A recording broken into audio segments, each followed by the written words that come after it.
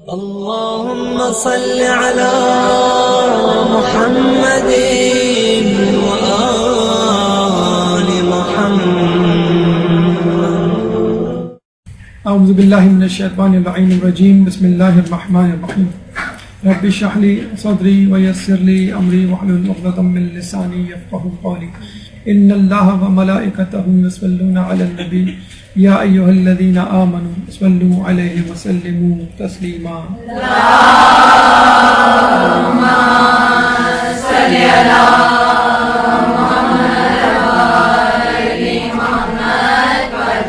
علی سیرت سیدہ سلام اللہ علیہ کے اخلاقی پہلو، یہ ہمارا آج کا موضوع ہے.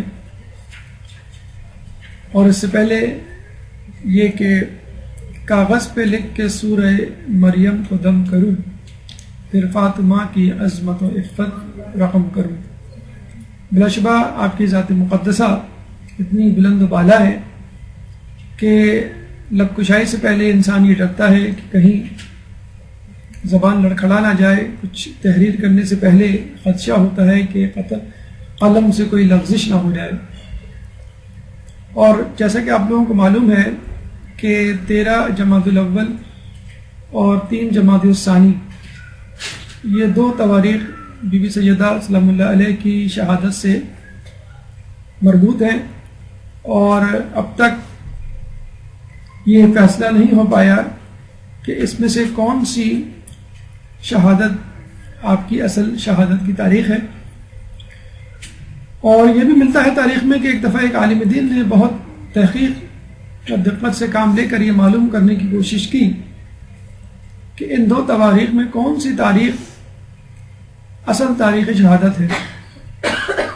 تو دوران تحقیق ایک دفعہ عالم خواب میں انہوں نے بی بی سیدہ کو خواب میں دیکھا اور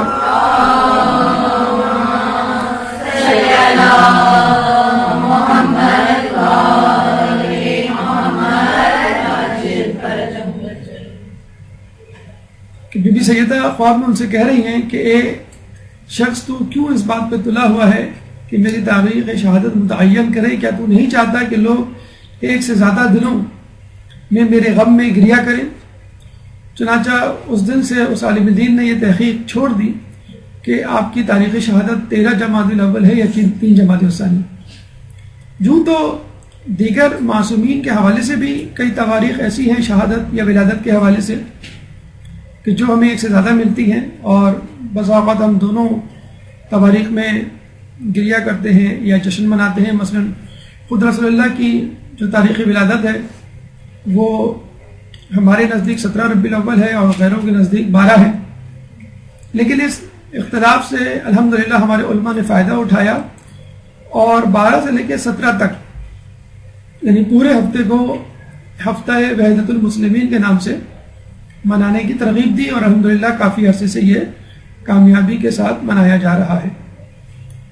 اسی طرح 13 جمادی الاول سے لے کے 3 جمادی الثانی تقریباً 20 دن یا 3 ہفتے لوگوں نے علماء نے فائدہ اٹھایا اور یہ کہا کہ ہم فقط 2 دن بی بی کا غم کیوں منائیں، بلکہ ہمیں 13 جمادی الاول سے لے کر 3 جمادی الثانی مسلسل بی بی کا غم منانا چاہیے. بلا شبہ بی بی کی ذات ایسی ہے کہ ایک دن ان کے لیے گریا کرنا یا ان پہ ہونے والے مظالم بیان کرنا کافی نہیں.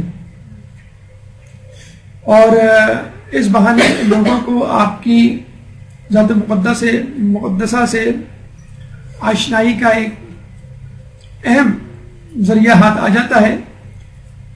لیکن ایک جو اصل وجہ غالباً نظر آتی ہے اس کے پیچھے جو علماء اکثر بیان کرتے ہیں وہ ایک لفظی مغالطہ ہے، اور وہ کچھ یوں کہ یہ تو لوگوں کو معلوم ہے کہ بی بی کی شہادت خود رسول اللہ کی شہادت سے 75 یا 95 دن بعد ہوئی. 75 یا 95 دن بعد.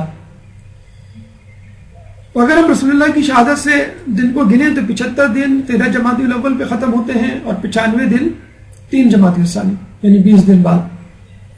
عربی میں 75 کو 75 اور 95 کو 95 کہتے ہیں. اور یہ بھی معلوم ہونا چاہیے آپ کو کہ جس طرح عربی زبان میں اعراب نہیں ہوتے. اعراب نہیں ہونے کا مطلب ہے عام عربی زبان میں اعراب نہیں لگائے جاتے. قرآن پہ جو اعراب لگے گئے ہیں وہ بعد میں لگائے گئے ہیں. ابو اسد دوئلی جو مولا علی کے شاگرد تھے, انہوں نے مولا علی سے گائیڈ لائن لے کر اس پہ اعراب لگائے, ورنہ تو عربی زبان میں اعراب تو کیا نقاط بھی نہیں ہوا کرتے تھے. ایک زمانے میں نقطے کے بغیر لکھی جاتی تھی اور سمجھ لی جاتی تھی. جیسے اردو زبان کو ہم بغیر اعراب کے سمجھ لیتے ہیں, اس لیے لوگ عربی زبان کو بغیر اعراب کے سمجھ لیتے ہیں. لیکن غیر عرب لوگوں کی سہولت کے لیے اعراب لگانا شروع کیا گیا, ورنہ اس سے پہلے تو اعراب تو کیا نقاط بھی نہیں ہوا کرتے تھے. تو اگر ہم 570 کو یا 590 کو بغیر نقاط بغیر نقطوں کے لکھیں تو دیکھ لیجئے آپ 70 اور 90 میں فرق نہیں کر پائیں گے. خود اپنی کاپی پہ اس وقت اگر آپ اس کا تجربہ کریں, 570 کو لکھیں بغیر نقطوں کے اور 590 کے نیچے 590 لکھیں مگر بغیر نقطوں کے, تو خمسہ تو شاید پڑھ لیں کیونکہ لفظ ہمسہ کچھ نہیں ہوتا, خمسہ ہی ہوتا ہے, یعنی 5. 70 اور 90 آپ کو ایک جیسے لگیں گے. چنانچہ بعد کے لوگوں کو سمجھ میں نہیں آیا جنہوں نے بغیر نقطے کے یہ لفظ پڑھا, گنتی پڑھی کہ یہ 570 ہے یا 590. چنانچہ بہرحال یہ دو تاریخیں 75 اور 95 کے حوالے سے مشہور ہو گئی. کچھ لوگوں نے کہا کہ 570 ہے یعنی آپ کی شہادت 75 دن بعد ہوئی, اور کچھ لوگوں نے کہا کہ یہ 590 ہے یعنی آپ کی شہادت 95 دن بعد ہوئی. اگر 75 دن بعد ہوئی تو 13 جمادی الاول ہوئی, اور اگر 95 دن بعد ہوئی تو 3 جمادی الثانی. بہرحال لفظی غلطی کا ایک معنوی فائدہ یہ ہوا کہ مومنین کو اور بی بی سیدہ سے محبت کرنے والوں کو ان کی یاد میں کثرت گریہ کرنے کا موقع ملا, اور اس سبب ان کو آپ کی ذات مقدسہ سے آشنائی کرنے کا ایک وسیلہ. آئیے بی بی کی ذات مقدسہ کے حوالے سے کچھ گفتگو کرتے چلیں. پہلے بی بی سیدہ کے فضائل آیات و قرآنی اور روایت معصومین کی روشنی میں, اس کے بعد بحیثیت بیٹی آپ کن کن فضائل کی حامل تھیں, بحیثیت بیوی آپ نے کس طرح ایک مثالی عورت بن کے دکھایا,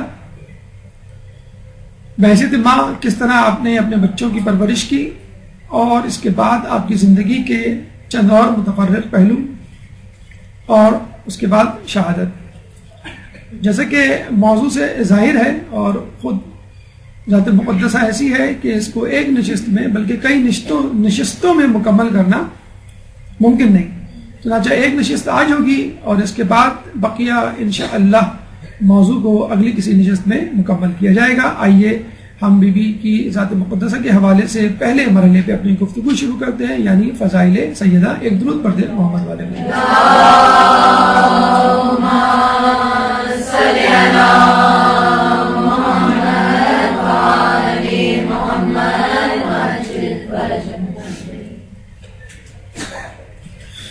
سب سے پہلے فضائل سیدہ میں آیات قرآنی کا سہارا لیا جائے گا اور دیکھا جائے گا قرآن میں کہاں کہاں آپ کی فضیلتوں کا تذکرہ ہے. اختصار کے ساتھ چند اہم ترین روایات آپ کی گوشہ گزار کی جائیں گی جس میں بی بی کے فضائل کا تذکرہ موجود ہے. بی بی سیدہ کے خاندان کے حوالے سے چند الفاظ اور پھر آپ کے القاب اور اہم ترین القاب پر مختصر سا حصہ یا گفتگو.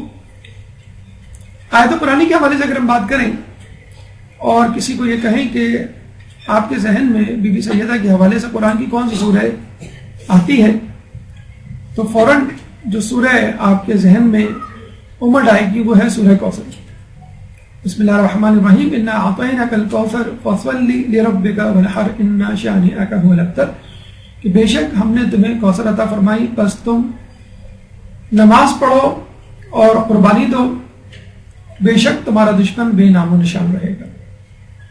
یہ آیت کچھ لوگوں کے مطابق حوض کوثر کے حوالے سے رسول اللہ پہ اتری کہ ہم نے تمہیں حوض کوثر عطا فرمائی, لیکن علماء سب سے اہم ترین مصداق اس آیت کا یعنی کوثر کا خود بی بی کی ذات مقدسہ کو قرار دیتے ہیں, کیونکہ کوثر خود بی بی سیدہ کا ایک لقب تھا. اور اگر ہم پہلی آیت کو آخری آیت سے جوڑیں کہ ہم نے تمہیں کوثر عطا کری, ان شانیہ کا الابتر, بے شک تمہارا دشمن ابتر رہے گا. عربی میں لفظ ابتر دم بریدہ جانور کے لیے کہا جاتا ہے.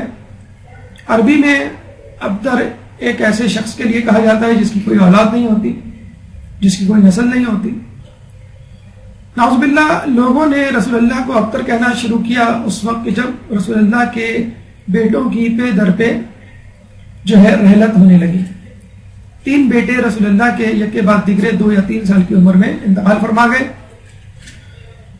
ایک دفعہ رسول اللہ تدفین کے بعد اپنے بیٹے کو دفنا کر آ رہے تھے تو آس بن وائل ان سے کچھ پوچھنے لگا. محو گفتگو تھا. جب رسول اللہ چلے گئے تو لوگوں نے پوچھا آس بن وائل سے، جو کہ کافر تھا، دشمن اہل بیت تھا، دشمن رسول تھا، کہ تم کس سے باتیں کر رہے تھے؟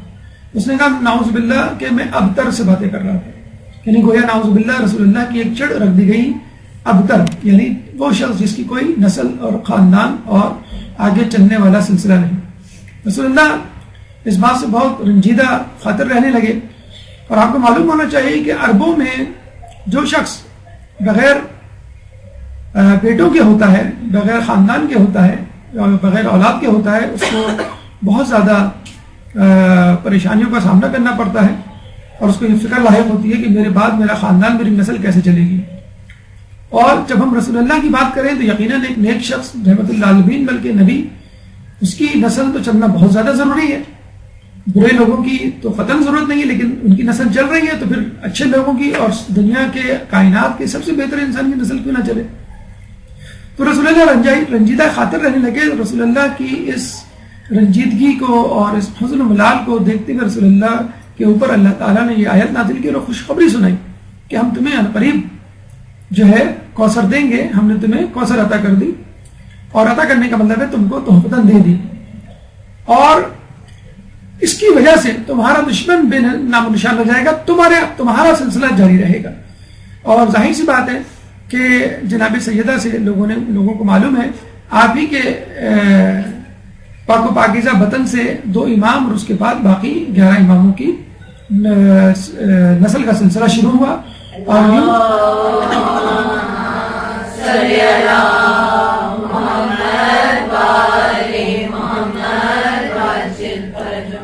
یعنی آپ خود رسول اللہ کے خاندان اور رسول اللہ کی نسل کا جو ہے وہ منبع اور ماخذ قرار پائیں. آیت تطہیر آپ پڑھتے ہیں سورہ احزاب کی آیت نمبر 33، انما یرید اللہ لیذھب عنکم الرجس اہل البیت ویطہرکم تطہیرا. اللہم صلی علی محمد وآل محمد. اس آیت کے مطابق اللہ تو یہ چاہتا ہے بے شک کہ تم اہل بیت سے رجس دور رکھے اور تم کو پاک و پاکیزہ کرتے جیسا کہ اس کا حق ہے. علماء اعلیٰ مفسرین فرماتے ہیں کہ ترجمہ یہی ہونا چاہیے، دور رکھے نہ کہ دور کر دے. انگلش میں ہم کہیں گے ٹو ریموو نہیں ہونا چاہیے، ٹو کیپ اوے ہونا چاہیے. کیونکہ تب ہم کہتے ہیں کہ دور کر دے تو اس کا مطلب ہے نعوذ باللہ دامن پہ کوئی داغ ہے، کوئی گندگی ہے، کوئی گناہ ہے جس کو اللہ تعالیٰ چاہتا ہے کہ دور کر دیا جائے. جیسے امی کہتی ہیں آپ سے کہ لاؤ بیٹا اپنے کپڑے دے دو میں داغ دور کر دوں، اور جب امی آپ کو نئے کپڑے پہناتی ہیں تو یہ کہتی ہیں کہ دیکھو بیٹا یہ ڈرٹ سے، داغ دھبوں سے دور رہنا. دور رہنا اور دور کرنے میں یہ فرق ہے کہ دور کرنے کا مطلب یہ ہے کہ داغ لگ چکا اس کو دور کیا جا رہا ہے، اور دور رہنے کا مطلب یہ ہے کہ داغ نہیں لگا. چنانچہ ترجمہ یہی صحیح ہے کہ دور رکھے، یعنی کبھی بھی تمہارے دامن پہ کوئی دھبا نہ آئے، کوئی گناہ، کوئی خطا، کوئی لفزش تم سے سرزد نہ ہو. اور ان تمام میں یعنی اہل بیت میں فقط ایک ذات مقدسہ ایسی ہے جو صنف نازک یعنی عورت ہونے سے تعلق رکھتی ہے. اور یہ بھی بہت بڑی بات ہے کہ اللہ تعالیٰ نے تمام عورتوں میں فقط جناب سیدہ کو منتخب کیا کہ وہ باعصمت داخل ہوں اس تمام اہل بیت کے گروہ میں. اس کے بعد آیت مباہلہ میں آپ کا تذکرہ فمن حاجك فيه من بعد ما جاءك من العلم فقل تعالوا ندعو ابناءنا وابناءكم وَنِسَاءَنَا وَنِسَاءَكُمْ وَأَنفُسَنَا وَأَنفُسَكُمْ. دیکھیے رسول اللہ اس آیت میں ابناءنا و ابناءکم کے مصداق، ابناءنا اپنے بیٹوں کو لاؤ، تم اپنے بیٹوں کو، یعنی جمع ہے ابن کی، اور رسول اللہ کے 2 بیٹے تھے چنانچہ ان 2 بیٹوں کو لے گئے. اگر ایک بیٹا کہا جاتا تو ایک بیٹے کو لے کے جاتے. اب یہاں پہ جو نساءنا ہے وہ بھی نساء کی جمع ہے، یعنی تم اپنی عورتوں کو لاؤ، ہم اپنی عورتوں کو. اور دیکھ لیجئے کہ اللہ تعالیٰ نے یہاں لفظ بیٹی نہیں کہا، وہاں پہ لفظ بیٹا استعمال کیا، بیٹوں کو لاؤ. اب آپ کہیں گے بھائی بیٹے تو نہیں تھے، وہ تو پوتے تھے. عربی زبان میں پوتوں کو بھی بیٹا کہا جاتا ہے، اور اسی طرح نواسوں کو بھی بیٹا کہا جاتا ہے. اس طرح نواسیوں کو اور پوتیوں کو بیٹی کہا جاتا ہے. یہاں پہ اللہ تعالیٰ نے بنتے کا لفظ یا بیٹی کا لفظ استعمال نہیں کیا، بیٹیوں کا لفظ استعمال نہیں کیا، بیٹی کا لفظ واحد نہیں استعمال کیا، جمع استعمال کیا. اس کا مطلب کیا ہوا؟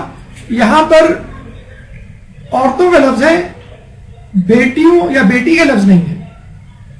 اور عورتوں کا مطلب یہ ہے کہ اس میں بیٹیاں بھی شامل ہیں اور تمہاری بیویاں بھی شامل ہیں اور ہر وہ عورت جو تمہارے گھر میں ہے. یعنی بیٹوں کی صورت میں تو مرد مخصص ہو گئے کہ فقط بیٹوں کو لانا ہے، لیکن جب نساءنا کہا تو عورتوں کا لفظ استعمال کیا، بیٹیوں کا لفظ استعمال نہیں کیا. یعنی رسول اللہ کے پاس آپشن تھا، چاہتے تو بیٹی لے جاتے، چاہتے تو بیوی لے جاتے، چاہے وہ دونوں کو لے جاتے. لیکن رسول اللہ نے گھر والیوں میں، گھر کی عورتوں میں فقط بی بی سیدہ کا انتخاب کیا. یعنی یہاں یہ بات مصدقہ ہو گئی کہ رسول اللہ کی ازواج مطہرات میں یقیناً نیک زوجہ شامل ہوں گی، لیکن جب حق و باطل کا معرکہ ہے تو ایسی شخصیات اور ایسی عورت کی ضرورت ہے جو 100% پاک و پاکیزہ ہو. اور یہ اعزاز فقط رسول اللہ کی گھر والیوں میں جناب سیدہ کو حاصل ہے، کسی اور عورت کو نہیں. چنانچہ یہاں پہ لفظ عورتیں استعمال ہوا، اور رسول اللہ چاہتے تو کسی بھی عورت کو لے جاتے. کوئی بیٹی کا لفظ استعمال نہیں کیا کہ مجبوری تھی بیٹی کو لے جانا، اگر نہ ہوتا تو میں کسی اور کو لے جاتا. رسول کے پاس آپشن تھا، اس کے باوجود آپ جناب سیدہ کو لے کے گئے. پھر ہمیں یہ بھی ملتا ہے، جس طرح آپ نے دیکھا ہوگا کہ مغرب کا ایک نعرہ ہے کہ عورتوں کو مردوں کے شانہ بشانہ چلنا چاہیے، اور اسلام جو ہے فقط مردوں کا مذہب ہے، اور اسلام نے جو ہے وہ عورتوں کو چادر اور چار دیواری میں مقید کر دیا ہے. ابھی آپ نے سنا ہوگا کہ امریکہ میں جو ایران کی نوبل یافتہ انعام یافتہ خاتون تھی، ان کو بہت زیادہ پروجیکشن دی جا رہی ہے، میتھمیٹکس میں نوبل پرائز لیا ہے، تو وہ پردے کی حامی نہیں ہے. تو اور ایسا ہوتا بھی ہے کہ ایسی خواتین کو زیادہ پروجیکشن دی جائے جو فنڈامنٹلزم یا اسلامزم کے خلاف ہوں اور بہت زیادہ جسے کہتے ہیں کہ پردہ نہ کرتی ہوں.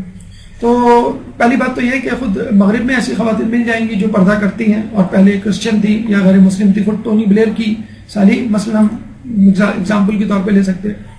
تو فقط ایک شخص کو یا شخصیت کو لے کے یہ کہہ دینا کہ پورا معاشرہ اس بات کا حامی غلط ہے. تو اسلام عورتوں کے مردوں کے شانہ بشانہ چلنے میں کوئی قباحت محسوس نہیں کرتا، بشرط یہ کہ ضرورت ایسی پڑ جائے. اگر اسلام مردوں کا مذہب ہوتا تو رسول اللہ مباہلے میں عورت کو نہ لے کے جاتے، فقط مردوں کو لے کے جاتے، فقط عورتوں کو نہ لے کے جاتے ساتھ. اور ہم کربلا میں بھی یہی دیکھتے ہیں کہ امام حسین جو ہے اپنے ساتھ اپنے گھر کی خواتین کو بھی لے کے گئے. تو مباہلہ میں فاطمہ کی ضرورت بدرجہ اولا ضروری تھی، اور کربلا میں جناب زینب کی وہاں ضرورت تھی. تو شانہ بشانہ چلنا اس بات کا نام ہے کہ انسان یا مسلمان عورت جو ہے وہ اسلام کے لیے مردوں کے ساتھ ساتھ کتنی قربانی دے سکتی ہے. سورہ حلقہ جس کو سورہ انسان بھی کہا جاتا ہے، اور یہ سورہ اس وقت نازل ہوئی کہ جب اہل بیت کے گھرانے نے پنجتن پاک نے روزہ رکھا. جب حسن حسین بیماری سے صحت یاب ہوئے تو منت مانی گئی کہ ہم 3 دن کے روزے رکھیں گے. اس میں پھر حسن حسین نے بھی روزہ رکھا. اور آپ کو معلوم ہے کہ 3 دن کس طرح متواتر عین افطار کے وقت کوئی سائل آ جاتا، کوئی فقیر آ جاتا، کوئی مسکین، کوئی مسافر آ جاتا، اور تینوں دن تمام گھر والے اپنی اپنی روٹیاں اس کو دے دیتے. یہ بھی ممکن تھا کوئی ایک دے دیتا، لیکن جب کسی ایک نے اپنے ہاتھ سے روٹی آگے بڑھائی فقیر کے لیے، مانگنے والے کے لیے، تو باقی چاروں نے بھی دے دی۔ اس کو ہم کہتے ہیں کہ ٹیم ورک، کہ تمام خاندان جو ہے وہ ایک ہی طرف، ایک ہی رخ کیے ہوئے چل رہا تھا۔ اس میں جنت کی ہر نعمت کا تذکرہ ہے، لوگ فرماتے ہیں فقط حور کے، اور یہ احتراماً بی بی سیدہ کے لیے ہے کہ کیونکہ ان کا ایک لقب حور انسیہ بھی ہے۔ اب آئیے روایات کی طرف اختصار کے ساتھ، بی بی سیدہ کی شان میں کیا روایات اور ان کی کس طرح فضیلت بیان کرتی ہیں۔ ایک حدیث کے مطابق کہ بطور نمونہ دنیا میں 4 مثالی خاتون گزری ہیں، بی بی آسیہ، بی بی مریم، بی بی خدیجہ اور جناب فاطمہ۔ بی بی آسیہ زوجہ فرعون ہے کہ جو حالت تقیہ میں تھی، اور ایک دفعہ جب ان کا ایمان آشکار منکشف ہوا تو فرعون نے ان کو سزا دی، قید میں ڈالا، بہت کوشش کی وہ دین سے پھر جائے مگر باز نہ آئی، بالآخر ان کو صلیب پہ لٹکا کر میخیں ٹھوک کر شہید کر دیا۔ اذا بی بی مریم کہ جنہوں نے اپنے ہی لوگوں کی تہمتیں برداشت کی، عیسیٰ علیہ السلام کی والدہ ماجدہ بنی، بغیر باپ کے عیسیٰ علیہ السلام اس دنیا میں تشریف لائے، اور لوگوں نے جناب مریم پہ الزامات لگائے، لیکن ان کے پاس استقامت میں کوئی لفزش نہ آئی، آپ کو پاک و پاکیزہ قرار دیا گیا، قرآن میں گواہی دی گئی، اور خود عیسیٰ علیہ السلام کو ابراہیم کی نسل سے قرار دیا، حالانکہ وہ بن باپ کے تھے۔ اب یہاں بھی یہ بات بھی کلیئر ہو جاتی ہے کہ نسل بیٹے سے چلتی ہے، بیٹی سے نہیں۔ تو رسول کی نسل، یعنی آج کل کے جو سادات ہیں وہ کس بات کے سادات ہیں؟ رسول کا تو کوئی بیٹا نہیں تھا۔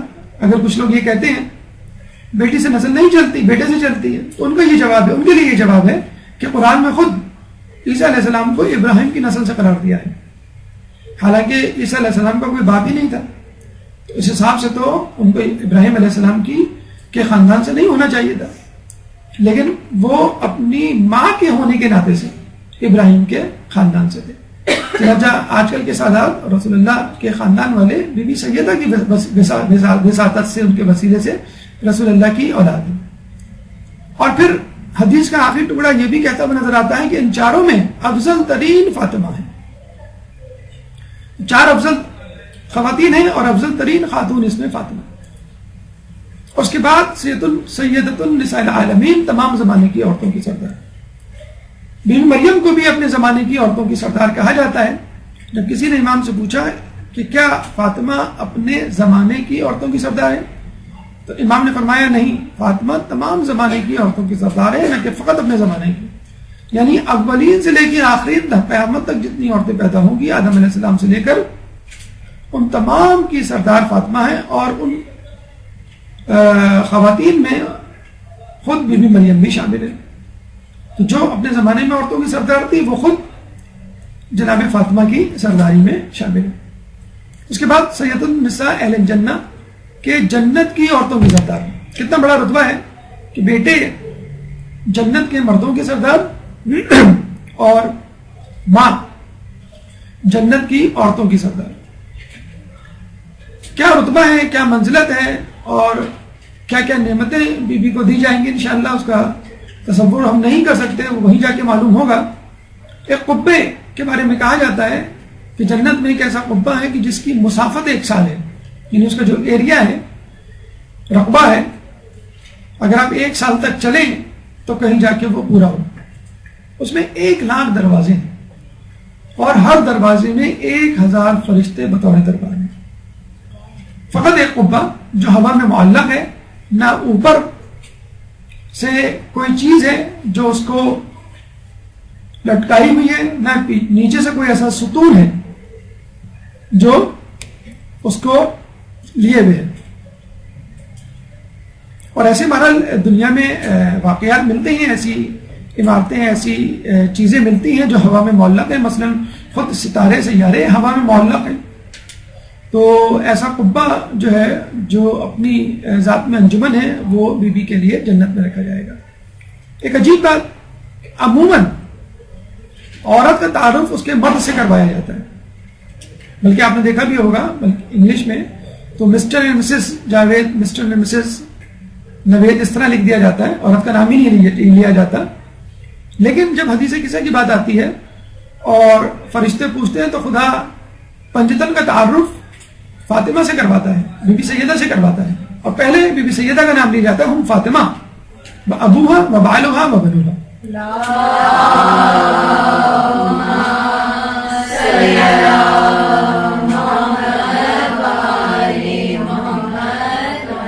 وہ فاطمہ ہیں اور وہ ان کے والد ہیں، وہ ان کے شوہر، اور وہ ان کے بیٹے، یعنی جناب سیدہ جو ہیں وہ خاندان میں مرکزی حیثیت رکھتی ہیں. اور فقط فضیلت ہی کی بات نہیں کہ آپ فضیلت سن کر خاموش ہو جائیں، بلکہ بی بی سیدہ کو ناراض کرنے والی بھی کوئی حرکت انسان سے زندگی بھر نہیں ہونی چاہیے سرزد، کیونکہ رسول اللہ کی حدیث ہے، اور یہ حدیث آپ کو غیر شیعہ ماخذ میں بھی مل جائے گی، مثلا صحیح مسلم میں، کہ فاطمہ میرے جگر کا ٹکڑا ہے، فاطمہ بضعۃ منی، جس نے اسے اذیت دی اس نے مجھے اذیت دی، جس نے مجھے اذیت دی اس نے خدا کو اذیت دی.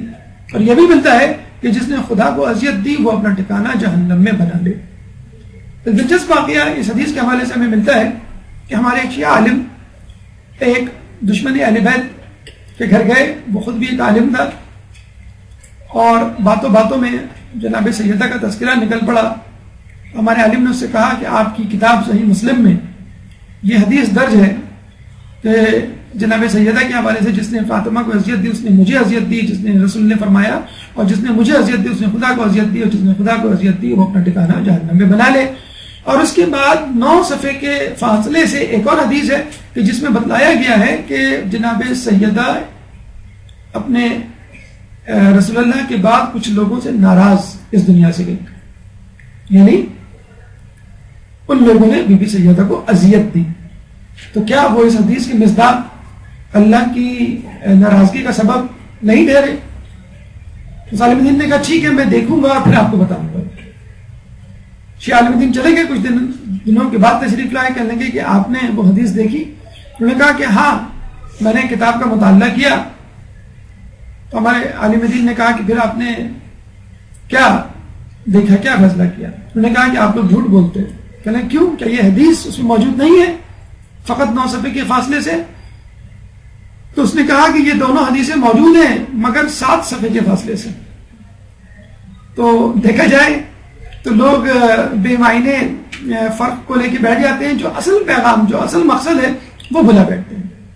تو یقیناً بی بی کی ذات مقدسہ وہ معیار ہے کہ جس معیار میں انسان کو اپنا مستقبل دیکھ لینا چاہیے کہ اگر وہ بی بی کو خوش رکھے گا تو اس کا ٹھکانہ جہنم، اور اگر اذیت دے گا اپنے کسی فعل سے، یہ بھی ممکن ہے کہ ان کے جانے کے بعد، ان کی شہادت کے بعد بھی ہم ان کو تکلیف دیں، ایسی بات کریں جو ان کو ناپسند ہو، تو وہ اپنا ٹھکانہ جہنم میں بنا سکتا ہے. بی بی کے خاندان کے حوالے سے دیکھیے، انسان کی خوبیاں اور خامیاں انسان کے ہاتھ میں ہوتی ہیں. اگر محنت کرے تو وہ خوبیاں اپنے اندر پیدا کر سکتا ہے، اور محنت کرے تو خامیاں اپنے اندر سے نکال سکتا ہے. لیکن انسان جس خاندان میں پیدا ہو گیا بس اس خاندان سے ناطا نہیں توڑا جا سکتا. خصوصی طور پہ والدین جو آپ کے ہیں وہ ہیں، اب تبدیل نہیں ہو سکتے. آپ دیکھیے خود بی بی کو اللہ تعالیٰ نے کتنا بہترین خاندان دیا کہ باپ رحمت للعالمین، دونوں جہانوں کے لیے رحمت، ماں ملکۃ العرب، عرب کی ملکہ، اولاد ائمہ معصوم، دونوں بیٹے نہ صرف یہ کہ معصوم بلکہ امام اور بلکہ سید الشباب اہل جنت، یعنی اہل جنت میں جو شباب، جو نوجوان ہوں گے وہ ان کی ماں. کچھ لوگوں نے تعویل گڑھی کہ نوجوانوں کے سردار تو حسن حسین ہیں لیکن بوڑھوں کے سردار فلاں ہیں، بچوں کے سردار فلاں ہیں. اس طرح انہوں نے حدیث کو طول دیا اور کچھ غیر موضوع افراد کو بھی اس میں شامل کر لیا. ان کی اطلاع کے لیے عرض ہے کہ جنت میں تمام لوگ جوان ہوں گے. اور آپ نے یہ ایک لطیفہ بھی سنا ہوگا جس میں پیغام بھی ہے کہ ایک بوڑھی عورت رسول اللہ کے پاس آئی اور کہنے لگی کہ آپ میرے لیے دعا کریں کہ میں جنت میں جاؤں. تو رسول نے کہا کہ کوئی بوڑھی عورت جنت میں نہیں جائے گی. وہ رونے دھونے لگی اور رو دھو کے جانے لگی تو راستے میں جناب بلال ملے. تو حضرت بلال نے کہا کہ تم کیوں رو رہی ہو؟ کہنے لگے رسول اللہ نے ابھی ابھی کہا ہے کہ کوئی بوڑھی عورت جنت میں نہیں جائے گی، اس لیے میں رو رہی ہوں۔ حضرت بلال نے کہا کہ چلو میں تمہیں رسول کے پاس لے چلتا ہوں، سننے میں مغالطہ ہوا ہوگا۔ حضرت بلال، ان کا پورا نام حضرت بلال حبشی ہے، سیاہ فام رسول اللہ کے صحابی، رسول اللہ کے پاس آیا، کہنے لگے یہ بوڑھی عورت کہہ رہی ہے کہ کوئی بوڑھی عورت جنت میں نہیں جائے گی۔ رسول اللہ نے کہا ہاں، اور کوئی سیاہ فام بھی جنت میں نہیں جائے گا۔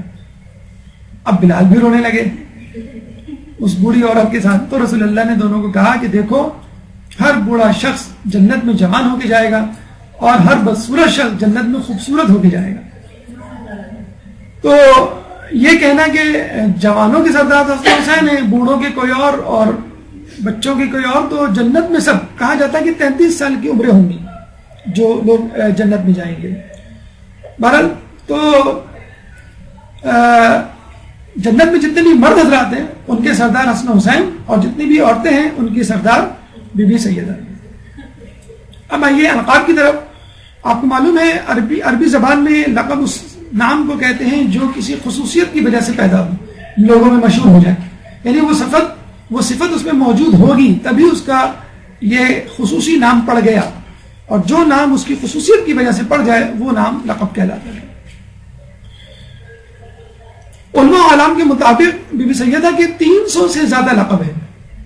اب آپ جان لیجئے کہ بی بی سیدہ کے فضائل کتنے ہوں گے کہ لوگوں کو 300 سے زیادہ القاب کے ذریعے ان کو یاد رکھنا پڑ گیا۔ اللہ تعالیٰ نے خود تجویز کی ہیں کچھ نام و لقب، جس میں سے خود فاطمہ اللہ کا تجویز کردہ نام ہے۔ کتنی بڑی بات ہے کہ اللہ کسی کا نام رکھے۔ پھر باقی القاب مثلا صدیقہ، مبارکہ، طاہرہ، زکیہ، راضیہ، مرضیہ، محدثہ اور زہرہ، یہ بھی جناب سیدہ کے القاب اللہ تعالیٰ کی طرف سے رکھے گئے ہیں۔ اور ایسا کوئی اس میں اچھمبا نہیں، کوئی حیرت کی بات نہیں۔ چوتھے امام کا جو لقب ہے زین العابدین، وہ بھی اللہ کی طرف سے ہے، اور قیامت میں جو ندا آئے گی آپ کی آمد پر انتا زین العابدین یا آئینہ زین العابدین کے زین العابدین کہاں ہیں، تو چوتھے امام ہمارے لوگوں کے سامنے نمودار ہوں گے۔ اسی طرح اللہ تعالیٰ نے خود آپ کا نام اور القاب تجویز کیے ہیں۔ اس کے علاوہ بھی آپ کے دیگر القاب ہمیں کتابوں میں ملتے ہیں، بطول، الحسان، الحرہ، السیدہ، العذرہ، الحورہ، المبارکہ، الطاہرہ، الزکیہ، الراضیہ، المرضیہ، المحدثہ، مریم الکبریٰ، الصدیقۃ الکبریٰ۔ آسمانوں میں فرشتوں کے درمیان جو نام القاب مشہور ہیں وہ نوریہ، سماویہ اور حانیہ۔ دیکھیں کتنے اچھے نام اور القاب ہیں۔ یہ ہمیں چاہیے کہ اپنی بہن، اپنی بیٹیوں، اپنی اولادوں کے رکھیں، بجائے اس کے کہ ہم سیکولر نام یا ایسے نام جو اسلامی ثقافت سے لگا نہیں کھاتے اور عموماً بے معنی نام ہوتے ہیں، ایسے نام رکھیں جو اہل بیت سے کوئی تعلق اور نسبت رکھتے ہوں، تاکہ وہ خصوصیات پیدا ہوں، اس نام کے اثرات پیدا ہوں۔ تمام القابات، یعنی اگر ہم 300 القاب کو لیں تو اس کے لیے کئی نشستیں درکار ہیں، چنانچہ چند القاب آپ کے سامنے ہم پیش کرتے ہیں اور ان کے معنی مختصراً آپ کو بتلاتے ہیں۔ فاطمہ کا مطلب ہے آزاد کرنا، توڑنا، الگ کرنا، علیحدہ کرنا۔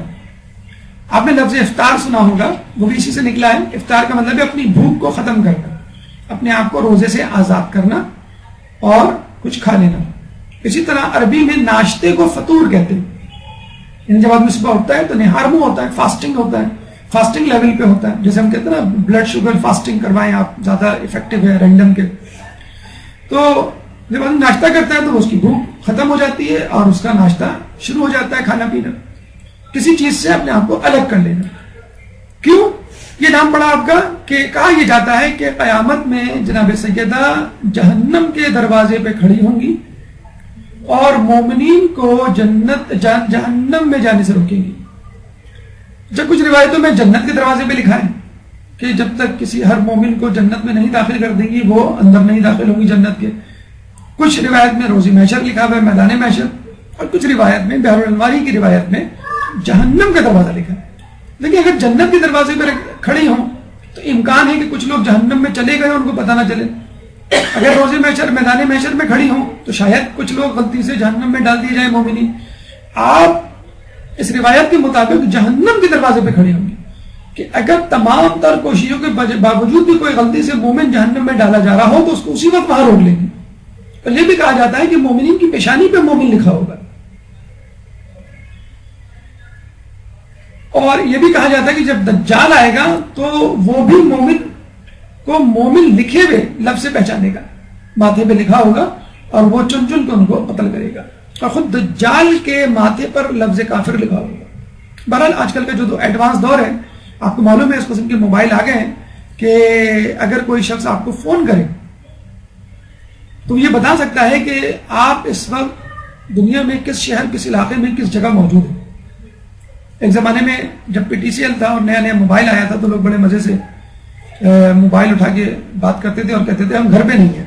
پتہ ہی نہیں چلتا تھا موبائل اگر آپ کے ہاتھ میں ہو کہ آپ گھر پہ ہیں یا کہیں اور ہیں. تو اب ایسے موبائل بھی آ گئے جو آپ کو لوکیٹ کر دیتے ہیں, بلکہ آپ اپنے موبائل پہ اگر لوکیشن کا آپشن پریس کریں تو وہ بتا دے گا ایگزیکٹلی آپ کے گھر کا ایڈریس بھی بتا دے گا, کون سا بلاک ہے اور کون سا ایریا ہے. یہ بھی آج کل اس قسم کے موبائل آ گئے.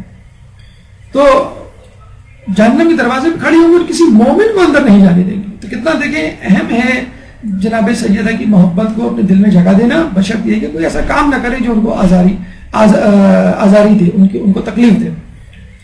اس لیے بھی فاطمہ کہا جاتا ہے کہ آپ ہر برائی اور شر سے دور رکھی گئی ہیں, کوئی نجاست غلاظت آپ کے ساتھ نہیں ہے. اور اس لیے بھی کہا جاتا ہے کہ رسول اللہ کی دوسری زوجہ جو اس وہم و گمان میں تھی کہ ہم سے اولاد ہوگی اور ہم رسول اللہ کی نسل کو آگے بڑھانے کا سبب بنیں گے, تمام زوجاؤں کی حرص سے وراثت منقطع ہو گئی اور وہ اس سلسلے سے الگ ہو گئی کہ وہ رسول اللہ کے خاندان کو آگے بڑھانے کا سبب بنے. فقط یہ اعزاز جناب خدیجہ الکبریٰ کے حصے میں آیا کہ وہ رسول اللہ کی اولاد کو آگے بڑھانے کا ذریعہ بنے. اور اس کی ایک وجہ یہ بھی ہے کہ جناب سیدہ کو علم دے کر جہل سے چھڑا لیا گیا. یہ 4 مفاہیم ہیں لفظ فاطمہ کے. ایک لقب آپ کا منصورہ ہے, وَيَوْمَئِذٍ يَفْرَحُ الْمُؤْمِنُونَ بِنَصْرِ اللَّهِ. امام کی ایک روایت ہمیں بحر الانوار میں ملتی ہے کہ جس میں امام کہتے ہیں کہ زمین میں آپ فاطمہ اور آسمان پہ منصورہ کے نام سے مشہور ہیں. فاطمہ یعنی مومنین کو قیامت کے دن جہنم کی آگ سے آزاد کروانے والی, اور آسمان پہ منصورہ کیوں؟ یہ اللہ کی مددگار ہوگی, اللہ کی مدد کرے گی. اور پھر امام نے یہ آیت تلاوت کی, وَيَوْمَئِذٍ يَفْرَحُ الْمُؤْمِنُونَ, کہ اس دن جب مومنین خوش ہوں گے بِنَصْرِ اللَّهِ, اللہ کی مدد کی وجہ سے. اور امام نے فرمایا اللہ کی مدد کیا ہے؟ بیوی کا شفاعت کرنا, بیوی کا مدد کرنا مومنین کا اس صورت میں کہ وہ مومنین کو جہنم کی آگ سے آزاد. جناب زہرا آپ کا لقب کیوں ہے؟ یعنی روشنی, نور. کہتے ہیں ایک دفعہ مدینے میں صبح کے وقت سفید روشنی ظاہر ہوئی, لوگ بھاگے بھاگے اس روشنی کی طرف گئے اور پتہ چلا کہ یہ روشنی رسول اللہ کے حجرے سے آ رہی ہے. لوگ ارد گرد جمع ہو کے کہنے لگے رسول اللہ یہ روشنی کیسی ہے؟ آپ نے فرمایا کہ فاطمہ محراب عبادت میں محو عبادت ہے. اسی طرح جب ظہر کا وقت آیا تو در و دیوار پہ ماحول میں مدینے کے شہر میں زرد قسم کی روشنی پھیل گئی. لوگ دوڑے دوڑے اس روشنی کی طرف بھاگے تو پتہ چلا کہ یہ روشنی بیوی کے حجرے سے آ رہی ہے. رسول اللہ سے پوچھا یہ کیسی روشنی ہے؟ رسول اللہ نے کہا کہ فاطمہ عبادت کر رہی ہے اور اس کے وجود سے یہ نور پھوٹ رہا ہے. اس کے بعد شام کو ایک سرخ روشنی نمودار ہوئی, لوگ بھاگتے ہوئے مدینے میں اس جگہ گئے جہاں سے یہ روشنی طلوع ہو رہی تھی, آ رہی تھی, اور وہ جگہ خود رسول اللہ کا گھر تھی, حجرہ تھی. رسول اللہ نے کہا کہ فاطمہ کے وجود سے یہ روشنی پھوٹ رہی ہے جو اس وقت محو عبادت ہے.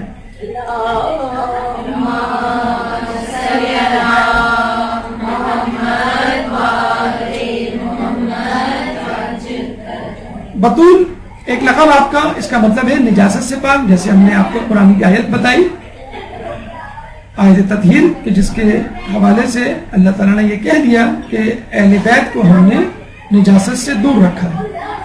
اس کے بعد طاہرہ, یعنی جب نجاست سے دور رکھا ہے اس کا مطلب ہے اہل بیت پاک و پاکیزہ ہیں, اسی لیے آپ کا لقب طاہرہ بھی ہے. راضیہ یعنی جو خدا سے راضی ہو جائے. اور یہ بہت بڑی بات ہے, اللہ کا جو کچھ دیا ہوا ہو اس پہ راضی ہو جائے. ہمارے پاس بہت کچھ ہوتا ہے, ہم راضی نہیں ہوتے, شکوہ شکایت ہمارے زبان پر ہوتا ہے, لیکن بی بی کے پاس کچھ بھی نہیں تھا, اس کے باوجود وہ اللہ سے راضی تھی. ایک دفعہ رسول اللہ گزرے بی بی کے حجرے کے پاس سے, تو دیکھا ایک نیا پردہ لٹکا ہوا ہے دروازے کے آگے. تو رسول اللہ نے فقط یہ کہا کہ اہل بیت کو دنیا سے کیا کام. یہ نہیں کہا کہ پردہ اتار دو یا فاطمہ کو کہو کہ مجھے یہ بات پسند نہیں آئی, بس یہ کہیں کہ گزر کے جب لوگوں نے فاطمہ کو بتایا کہ آپ کے بابا نے یہ کہا ہے, تو انہوں نے فوراً وہ پردہ اتار کے پرانا پردہ لٹکا دیا. ہر حالت میں کئی دن فاقوں سے گزر جاتے تھے, 3 دن فاقوں سے گزر جاتے تھے, ابھی اس کا تذکرہ آگے آئے گا, لیکن وہ ہر حال میں کتنے مسائل پڑے, لیکن ہر حال میں اللہ سے راضی رہے. لیکن پھر ہم یہ بتلا دیں کہ اللہ سے راضی رہنا ایک الگ بات ہے, لیکن اللہ کو راضی کرنا, دنیا میں بہت سے ایسے لوگ گزرے ہیں جو اپنے تئیں یہ سمجھتے تھے کہ ہم اللہ سے راضی ہیں, اللہ بھی ہم سے راضی ہوگا, لیکن اللہ ان سے راضی نہیں تھا اور نہیں ہے. تو مرضیہ کا مطلب ہے جس سے اللہ راضی ہو جائے. اگر آپ اللہ سے راضی ہو گئے تو ضروری نہیں کہ اللہ بھی آپ سے راضی ہو. جنت اسی وقت ملے گی جب اللہ بھی آپ سے راضی ہو, جیسے کہ سورہ فجر میں اللہ فرماتا ہے یا ایتھا النفس المطمئنہ ارجعی الی ربک راضیۃ مرضیہ فادخلی فی عبادی وادخلی جنتی. اے نفس مطمئنہ, رجوع کر اپنے رب کی طرف اس حالت میں کہ تو اس سے راضی اور وہ تجھ سے راضی. فادخلی فی عبادی, میرے بندوں میں داخل ہو جا, وادخلی جنتی, اور میری جنت میں داخل ہو جا. آپ نے دیکھا نفس مطمئنہ کہا گیا, جو وہ اسٹیج ہے نفس کی کہ جب انسان مطمئن ہو جاتا ہے اور تمام اشکالات ابہام اور کنفیوژن سے عاری ہو جاتا ہے, مطمئن ہو جاتا ہے, قانع ہو جاتا ہے, صابر ہو جاتا ہے, شاکر ہو جاتا ہے, اس حالت میں کہ اب وہ اللہ سے راضی ہے, اور اس کے بعد اللہ بھی اس سے راضی ہو جاتا ہے. اس کے بعد کی اسٹیج فوراً, اور پھر اس کے بعد اللہ تعالیٰ اس کو اپنے بندوں میں داخل کرتا ہے, اور اس کے بعد اس کو اپنی جنت میں. ایک روایت کے مطابق سورہ فجر خود امام حسین علیہ السلام سے منسوب ہے, اور یہ آیات انہی کے لیے اتری تھی. صدیقہ ایک لقب ہے, یعنی تصدیق کرنے والی. امام علی خود اپنے بارے میں کہتے ہیں کہ میں ہی سب سے پہلا صدیق ہوں, اور میرے بعد جو صدیق ہونے کا دعویٰ کرے وہ کاذب ہے, جھوٹا ہے. تاریخ طبری میں یہ بات مذکور ہے, موجود ہے, مذکور ہے. خود علی کہہ رہے ہیں کہ میں صدیق ہوں. اور جیسا کہ ہم نے کہا کہ رسول کی حدیث بھی ہے کہ اے فاطمہ, اگر علی نہ ہوتے قیامت تک تیرا کفو نہ ہوتا. تو ظاہر سی بات ہے کہ صدیقہ کا کفو صدیق ہی ہو سکتا ہے, اور صدیق حضرت علی ہے, نہ کہ کوئی اور. محدثہ یعنی گفتگو کلام کرنے والی, کلام تو سب کرتے ہیں. الانسان و ناطق, انسان حیوان ناطق ہے, کلام کرنے والا ہے. لیکن بیوی کا نام محدثہ یعنی کلام کرنے والی اس لیے پڑھا کہ وہ فرشتوں سے کلام کرتی تھی, بلکہ بطن مادر میں اپنی ماں سے کلام کرتی تھی, ان کی غم کو دور کرتی تھی, ان کو تسلی دیا کرتی تھی جب لوگوں نے ان کا بائیکاٹ کیا. اور جب بی بی کی ولادت ہوئی, اور جب 4 خواتین ان کی ولادت کے وقت تشریف آئی, جس کا تذکرہ آگے آئے گا, تو ولادت کے فوراً بعد بی بی نے ان کو سلام بھی کیا, جس کا جواب انہوں نے مسکراتے ہوئے دیا. بضعۃ الرسول, رسول نے فرمایا یہ میرے جگر کا ٹکڑا ہے. اور اس وقت دیا کہ رسول اللہ نے یہ جملہ کہا کہ جب رسول اللہ نے پوچھا کہ بتاؤ بہترین عورت کون, کوئی جواب نہ دے سکا. سلیمان فارسی حجرے کی طرف تشریف لے گئے پیچھے, اور کہا بی بی رسول اللہ نے یہ سوال پوچھا ہے. تو بی بی نے کہا جاؤ رسول اللہ سے کہو کہ بہترین عورت وہ, نہ وہ کسی کو دیکھے اور نہ کوئی اسے دیکھے. رسول اللہ نے برجستہ کہا یہ میری بیٹی نے کہا ہوگا فاطمہ بضعۃ منی, بے شک فاطمہ میرے جگر کا ٹکڑا ہے. ام حبیہ اپنے باپ کی ماں, یعنی آپ نے بی بی خدیجہ کی شہادت کے بعد رسول اللہ کو کبھی آپ کی کمی محسوس نہ ہونے دی, بلکہ آپ نے اپنے اندر چھپی ہوئی ممتا سے رسول اللہ کا اتنا خیال رکھا کہ رسول اللہ کو خود اپنی ماں کی کمی محسوس نہیں. یعنی بیٹی نے وہ کیئر دی, وہ خیال رکھا کہ رسول اللہ اپنی ماں اور اپنی بیوی کو بھول گئے. اور اس لیے بھی ابن ابیہ کہا جاتا ہے کہ خود رسول اللہ کی نسل کو آگے بڑھانے والی بی بی سیدہ ہی کی ذات ہے. بلا شبہ آپ بی بی سیدہ خدیجہ الکبریٰ کی اولاد ہیں, اور ان سے جو ہے بی بی سیدہ کی ولادت ہوئی اور اس کے بعد تمام نسل بی بی سیدہ سے، جس کی گواہی سورہ کوثر دیتی ہے۔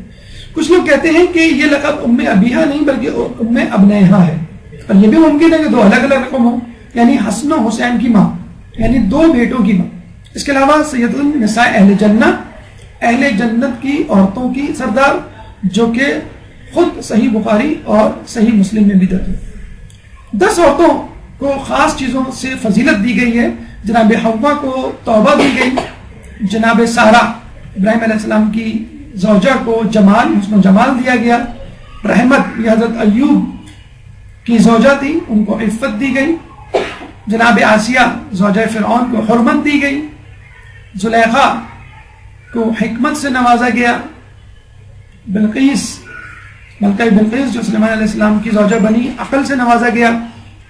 برخانہ یہ حضرت موسیٰ علیہ السلام کی والدہ کو صبر سے نوازا گیا۔ جناب مریم کو صفوت سے، اور حضرت خدیجہ کو رضائی الہی سے۔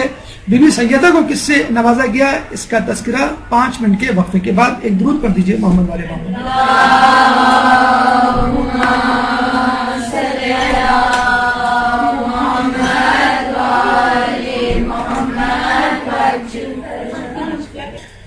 بسم اللہ الرحمن الرحیم۔ وقفے کے بعد اپنا موضوع دوبارہ ہم شروع کرتے ہیں۔ 10 عورتوں کے حوالے سے آپ کو بتایا گیا کہ فضیلت دی گئی ہے، اور اس میں جو 10ویں عورت خود جناب سیدہ کی ذات مقدسہ ہے، ان کو اللہ نے کس بات سے فضیلت دی سنیے، وہ ہے علم سے۔ جناب سیدہ کو علم سے فضیلت دی، اور بحار الانوار میں یہ ہمیں روایت ملتی ہے کہ ایک دفعہ جناب سیدہ نے جناب علی کو کہا کہ آپ میرے پاس آئیے۔ جب وہ آپ کے پاس گئے تو جناب سیدہ نے بتلایا کہ میں آپ کو بتلاتی ہوں کہ مجھ سے پہلے کیا ہوا، میرے بعد کیا ہوگا، اور آدم سے لے کے قیامت تک کے واقعات ان کو بتلائے۔ جناب علی یہ بات سن کر رسول اللہ کے پاس گئے۔ رسول اللہ نے جب ان کو آتا ہوا دیکھا تو یہ کہا، اے علی تم کس لیے آئے ہو، یہ میں بتاؤں گا یا تم بتاؤ گے؟ حضرت علی نے کہا کہ آپ خود ہی بتلا دیجیے۔ رسول اللہ نے کہا کہ تم سے فاطمہ نے یہ باتیں کہی ہیں اور اس کے لیے تم میرے پاس آئے ہو۔ تو حضرت علی نے کہا بالکل، یعنی وہ بڑے حیران ہوئے جناب سیدہ کی نالج اور ان کے علم سے۔ تو رسول اللہ نے کہا کہ کیا تمہیں نہیں معلوم، بلکہ پھر حضرت علی نے پوچھا، رسول اللہ نے پہلے تصدیق کی تو حضرت علی نے کہا کہ کیا جناب سیدہ اسی نور سے ہیں جس سے ہم دونوں ہیں؟ تو رسول اللہ نے کہا کیا تم کو یہ بات نہیں معلوم؟ گویا وہ بتلانا چاہ رہے تھے کہ تم کو بھی معلوم ہے، لیکن تم لوگوں کو بتلانے کی غرض سے یہ سوال مجھ سے کر رہے ہو اور میں تم کو جواب اس کا اسبات میں دے رہا ہوں۔ یہ سن کر جناب علی سجدہ شکر میں گر گئے۔ اس کے بعد جب جناب سیدہ کے پاس واپس پلٹے تو جناب سیدہ نے ان سے کہا کہ آپ میرے بابا کے پاس گئے تھے؟ کہنے لگے ہاں۔ آپ نے ان سے یہ باتیں کی؟ کہنے لگے ہاں۔ پھر بھی جناب سیدہ نے کہا کہ جب خدا نے میرے نور کو تخلیق کیا تو میں تسبیح و تحلیل میں مصروف ہو گئی۔ اس کے بعد اللہ تعالیٰ نے یہ نور ایک درخت میں ودیعت کر دیا، وہ شجر پر نور ہو گیا، اور جب جناب رسول اللہ معراج پر تشریف لے گئے اور جنت میں اس درخت کے پاس سے گزرے، اللہ نے وہ پھل انہیں کھانے کو دیا، سیب، اور کچھ روایت کے مطابق کھجور، اور میرا نور پھر رسول اللہ کے صلب میں منتقل ہوا۔ اور جب رسول اللہ نے جناب خدیجہ سے ازدواج کیا تو رسول اللہ کے صلب سے یہ نور جناب خدیجہ کے رحم طاہرہ میں منتقل ہوا اور میری ولادت ہوئی۔ اور علی مجھے بھی ما کانا و ما یکون کا علم ہے، اور مومن تو اللہ ہی کے نور سے دیکھتا ہے۔ ایک درود پڑھ دیجئے محمد علیہ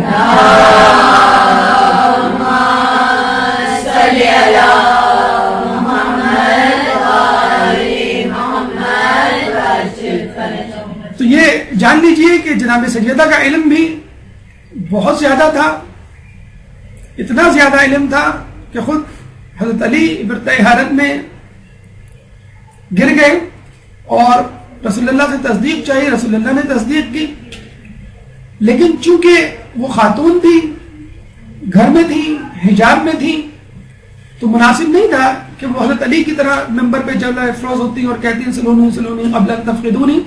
خود مصحف فاطمہ اس بات کی گواہی ہے. خود کئی خواتین جب ان سے سوال پوچھنے آتی تو ان کے علم سے حیران و ششدر رہ جاتی. تو یہاں اس مقام پر ہمیں یہ دیکھنا چاہیے کہ جناب سیدہ کی ماننے والیوں کے پاس کتنا شوق علم ہے, کتنا علم نہیں, کتنا شوق علم ہے. ٹھیک ہے, کسی وجہ سے, کسی مجبوری کی وجہ سے آپ علم نہ حاصل کر پائیں, لیکن آپ کے اندر خود شوق کتنا ہے. اور آج کل جو میڈیا کا, انٹرنیٹ کا, موبائلز کا اور ٹیبلٹ لیپ ٹاپس کا دور ہے, اس میں شاید خواتین اب یہ وجہ بیان نہ کر سکے کہ ہمارے پاس وقت نہیں ہے. آپ کتنا وقت اپنے کچن میں گزارتی ہیں, کتنا وقت جو ہے وہ گھر کی صفائی ستھرائی میں گزارتی ہیں. اور جب آدمی کوئی میکینیکل کام کرتا ہے, ہاتھ پیر کا کام, تو ذہن بہرحال اس کا مصروف نہیں ہوتا ہے. آپ درس لگا کر وہ سارے کام کر سکتی ہیں. واشنگ مشین میں جو کپڑے ڈالتی ہیں اور نکالتی ہیں اور اس کو دھوتی ہیں, تو 1.5-2 گھنٹے کی فرض کر لیں آپ کی محنت ہے, اس 1.5-2 گھنٹے میں آپ ایک درس مکمل طور پہ سن سکتی ہیں. جو بھی چیز ہو اس کو آپ ریکارڈ کر لیں. کچن میں اگر آپ کھانا پکا رہی ہیں تو اس درس کو آپ سن سکتی ہیں اس کچن میں. تو جہاں یعنی گھر میں اگر آپ موجود ہیں تو پورا وقت آپ کا گھر میں گزر رہا ہے, تو آپ سے زیادہ جسے کہتے ہیں کہ ٹائم تو کسی کے پاس ہے ہی نہیں. تو کوشش کریں کہ اس علم کو حاصل کریں کہ جس کو جناب سیدہ نے اپنے رب سے حاصل کیا اور لوگوں تک پھیلایا, اور اسی علم کے سبب جو ہے حضرت علی نے لوگوں کو راہ حق پر لگایا, اور اس لیے اسی علم کے سبب ہمیں صراط مستقیم کا پتہ چلا. اب آئیے ہماری گفتگو کے دوسرے مرحلے, جناب سیدہ بحیثیت بیٹی. ایک صلوات پڑھے محمد والے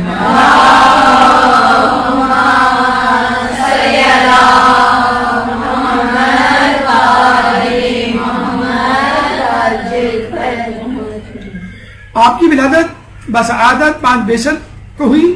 آپ کا ایک نام انسیہ حورہ بھی ہے, اور جیسے کہ آپ کو بتلایا گیا کہ رسول اللہ نے جب جنت کا سیب یا کھجور کھایا تھا تو وہ در حقیقت جناب سیدہ کا نور تھا, جس کو اللہ تعالیٰ نے بہت پہلے تخلیق کیا تھا, اور اس پھل کے سبب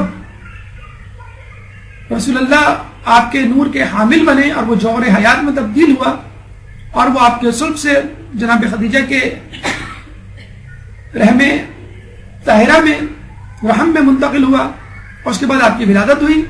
رسول اللہ بچپن میں جناب سیدہ سے بہت پیار کیا کرتے تھے, اپنے سینے سے لگاتے اور ان کے ماتھے کو بوسہ دیتے, ان کے لبوں کو بوسہ دیتے. ایک زوجہ ایک دفعہ رسول اللہ کے پاس کھڑی ہوئی تھی اور کہنے لگی کہ آپ فاطمہ کو اتنا کیوں پیار کرتے ہیں؟ تو رسول اللہ نے کہا کہ جب میں چاہتا ہوں کہ جنت کی خوشبو سونگھوں تو فاطمہ کی خوشبو سونگھ لیتا ہوں.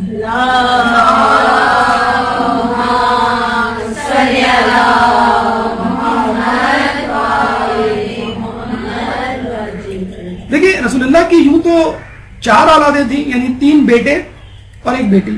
3 بیٹوں کا انتقال 2 یا 3 سال کی عمر میں ہی ہو گیا تھا, قاسم, ابراہیم اور عبداللہ. اور اس کے بعد آپ کا کوئی بیٹا تولد نہیں ہوا, اور اس کے بعد فقط 1 بیٹی ہی پیدا ہوئی. یعنی رسول اللہ کی فقط 1 اولاد جو زندہ رہی اور جس کی وجہ سے رسول اللہ کی نسل اور خاندان چلا, وہ جناب سیدہ کی ذات مقدسہ تھی. کچھ لوگ یہ افسانہ تراشتے ہیں کہ آپ کی اولادوں میں ام کلثوم, زینب اور رقیہ بھی شامل ہیں, اور جن کا نکاح بعد میں رسول اللہ کے ایک صحابی سے ہوا اور ان کو ذوالنورین کا لقب دے دیا گیا. تو یہاں یہ بات یاد رکھیے کہ یہ جو بیٹیاں ہیں ام کلثوم, زینب اور رقیہ, وہ رسول اللہ کی بیٹیاں نہیں تھیں, بلکہ رسول اللہ کی زوجہ خدیجہ الکبریٰ کی بہن حالہ اور ابو الہند جو ان کے شوہر تھے ان کی بیٹیاں تھیں. اور جناب حالہ ابو الہند کے انتقال کے بعد رسول اللہ نے ان کو اپنے گھر میں پالا تھا, اور ایسی اولاد کو ربیبہ کہا جاتا ہے. بیٹے کو ربیب اور بیٹی کو ربیبہ. عرب میں یہ قانون تھا کہ اپنی بہن یا اپنے بھائی کی اولاد کو ان کے مرنے کے بعد لوگ جو ہے وہ پال لیا کرتے تھے اور وہ ان کے ربیب ربیبہ کہلاتے تھے. بلکہ جو بھی بچہ یا بچی کوئی شخص پالے اس کو ربیب یا ربیبہ کہا جاتا تھا. تو رسول اللہ کی بیٹیاں نہیں تھیں, وہ جناب سیدہ کی جسے کہتے ہیں کہ بھانجیاں تھیں, جناب خدیجہ الکبریٰ کی بھانجیاں تھیں. اچھا, یہاں ایک تاریخی ثبوت بھی پیش کرتے چلیں کہ رسول اللہ کا عہد جو ہے وہ 25 سال میں ہوا. 25 سال میں خدیجہ الکبریٰ سے شادی کی. پہلی اولاد جناب قاسم 30 سال میں ان کی اولاد ہوئی رسول اللہ کی, یعنی 5 سال بعد شادی کے. اس کے بعد عبداللہ اور طاہر پیدا ہوئے. اور اگر ہم یہ کہیں کہ یہ تینوں لڑکیاں رسول اللہ کی تھیں تو یوں کہنا پڑے گا کہ 8 سال کے اندر اندر یہ لڑکیاں پیدا بھی ہوئیں, جوان بھی ہوئیں, ان کی شادیاں بھی ہوئیں اور پھر طلاق بھی ہوئی. اور کن سے شادی ہوئی؟ عتبہ عتیبہ جو ابو لہب کے بیٹے تھے. تو یہاں پہ الزام دیا جاتا ہے نعوذ باللہ رسول اللہ پہ کہ انہوں نے اپنی بیٹی کی شادی کافر گھرانے میں کی. اور ان کی جب طلاق ہوئی, ابو لہب نے طلاق کروائی ان کی. جب ان کی طلاق ہوئی تو رسول اللہ نے ان بیٹیوں کی شادی جو ہے پھر خلیفہ سہیل سے کی. تو یہ غلط ہے کہ یہ رسول اللہ کی بیٹیاں تھیں. یہ ممکن ہی نہیں کہ 8 سال میں 3 لڑکیاں ہوں, وہ جوان ہوں اور ان کی شادیاں ہوں اور ان کو طلاق بھی ہو جائے. تو رسول اللہ کی فقط ایک ہی بیٹی تھی اور وہ جناب سیدہ کی زیادہ مقدسہ تھی. جناب سیدہ بچپن ہی سے صابرہ و شاکرہ تھی. ایک دفعہ کسی شادی میں جانا تھا اور جناب سیدہ کے پاس کوئی ڈھنگ کا لباس یعنی کوئی نیا لباس نہیں تھا. جب ہم کہتے ہیں ڈھنگ کا لباس کا مطلب یہ ہوا کہ کوئی ایسا لباس نہیں تھا جس میں پیون نہ لگے ہوئے. عموماً جو جناب سیدہ کے حوالے سے ہمیں ملتا ہے کہ لباس میں چادر میں پیون ہی لگے ہوا کرتے تھے. ملکۃ العرب, عرب کی ملکہ اور اتنی زیادہ متمول گھرانے کی عورت یعنی ان کی ماں کہ جن کے خیمے ریشم سے بنے ہوتے تھے اور کیلیں سونے سے بنی ہوتی تھیں. کئی کئی اونٹوں پر ان کے صندوقوں کی چابیاں لادی جاتی تھیں جو صندوق ہیرے جواہرات سے بھرے ہوتے تھے. اور مکے کی سب سے متمول بزنس وومن تھی. اور رسول سے شادی کے بعد ایک دفعہ خود انہوں نے اپنے چچا برقہ بن نوفل سے یہ کہہ دیا تھا کہ یہ میرا سارا مال و اسباب جو ہے آپ بیت اللہ لے جائیں, یا وہاں جا کے اعلان کر دیں کہ میری ساری دولت محمد کے لیے ہے کہ وہ جیسے چاہے جس طرح چاہے اس کو خرچ کرے. آپ دیکھ لیجئے ملکۃ العرب کہاں عرب کی سب سے متمول خاتون, اور کہاں وہ دن کہ اپنی بیٹی کے لیے ایک ڈھنگ کا جوڑا نہیں کہ وہ شادی میں پہن کے گھر سے باہر جا سکے. لیکن آپ کی بیٹی جناب سیدہ کی بھی عظمت کو سلام کرنا چاہیے کہ جب ان کی ماں نے ان کی طرف حضرت بڑی نگاہ سے دیکھا تو انہوں نے الٹا اپنی ماں کو دلاسا دیا, تسلی دی کہ مادر گرامی میں پرانے ہی کپڑوں میں چلوں گی, کیونکہ بابا جان فرماتے ہیں کہ مسلمان لڑکیوں کا بہترین زیور حیات تقویٰ ہے اور بہترین آرائش شرم و حیا ہے. ہمارے یہاں جس طرح فیشن اور اسٹیٹس کی دوڑ ہے اس میں خواتین وہ جوڑا بھی پہن کے لی جاتی ہیں تقریبات میں جو ریپیٹ ہو چکا ہو, بلکہ اب تو محرم کی مجلسوں میں بھی 10 جوڑے سلوائے جاتے ہیں عشرے کے لیے کہ کوئی جوڑا دوسرے دن ریپیٹ نہ ہو. اب بلیک جوڑا, سیاہ جوڑا, آپ کو کیا پتا چلے کسی کو کہ یہ کل پہن کے آپ آئی ہیں کہ نہیں, اس پہ آپ نے حجاب بھی کیا ہوا ہے. تو بالکل بھی امکان نہیں ہونا چاہیے اس بات کا کہ لوگ غور کریں اور پتہ چلائیں کہ آپ نے جوڑا ریپیٹ کیا ہے کہ نہیں. تو شادی بیاہ میں اگر آپ نے ایسا جوڑا پہن لیا جو آپ نے پہلے پہنا ہوا ہے, پہلے کسی دعوت میں, چاہے وہ 6 مہینے 1 سال پہلے کی دعوت ہو, تو وہ بھی لوگوں کو گوارا نہیں ہوتا. اور کہاں یہ کہ جناب سیدہ کو نیا کیا مطلب ایسا جوڑا مہیا دستیاب نہیں کہ جو ایک صحیح سالم جوڑا کہلایا جا سکے.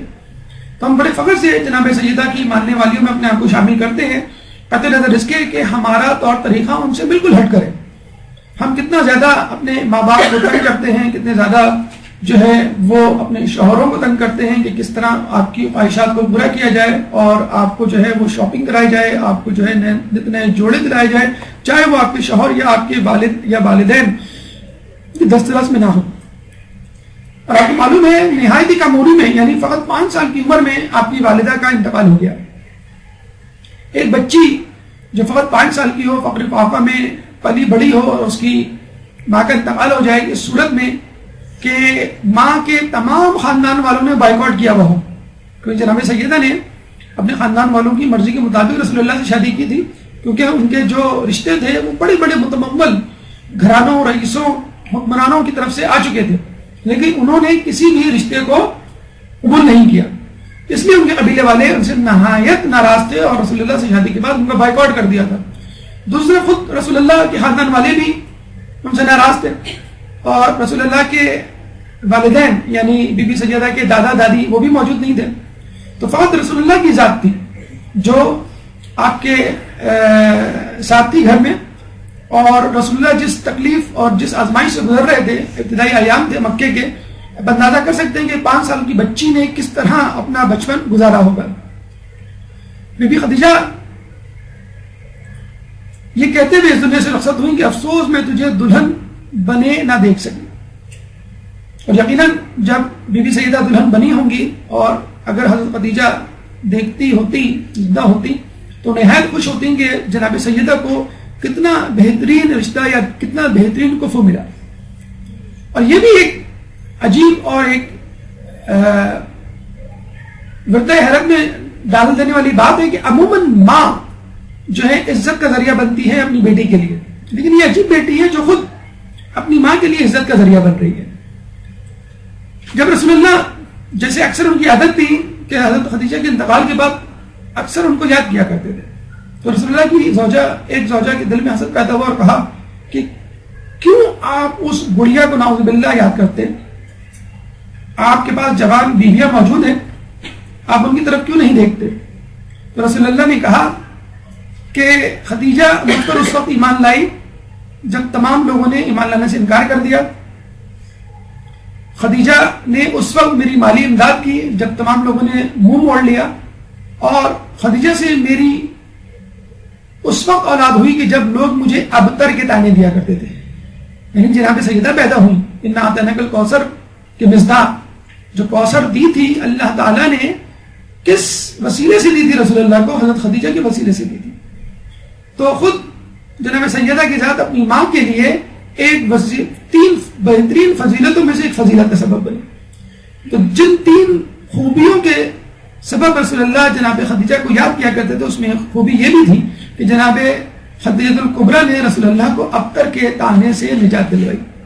اس کے بعد آپ رسول اللہ کی زوجوں میں سے ایک زوجہ ام سلمہ کی نگرانی میں پلی بڑھی اور اکثر ان کے ساتھ رہا کرتی تھی. ام سلمہ کا تذکرہ آپ نے حدیث قصہ میں بھی سنا ہوگا کہ انہوں نے کہا تھا جب چادر میں 5 آ گئے کہ کیا میں بھی اس چادر میں آ جاؤں؟ تو رسول اللہ نے کہا کہ تم نیکی پر ہو لیکن اس چادر میں نہیں آ سکتی. یعنی تم ایسی خاتونوں کی ہدایت پر ہو، صراط مستقیم پر ہو، لیکن اہل بیت میں سے نہیں ہو، یعنی عصمت کے گھرانے سے تعلق نہیں ہے تمہارا، اور تم 14 معصومین میں شامل نہیں ہو، چنانچہ تم اس چادر میں نہیں آ سکتی، لیکن تم راستی پر ہو، صراط مستقیم پر ہو. اور خود غریشیہ افراد میں بھی یہ بات مشہور ہے کہ رسول اللہ اگر کسی سفر پہ جاتے تو ام سلمہ کو اپنی بیویوں میں سے منتخب کرتے اور ان کو لے کے جاتے.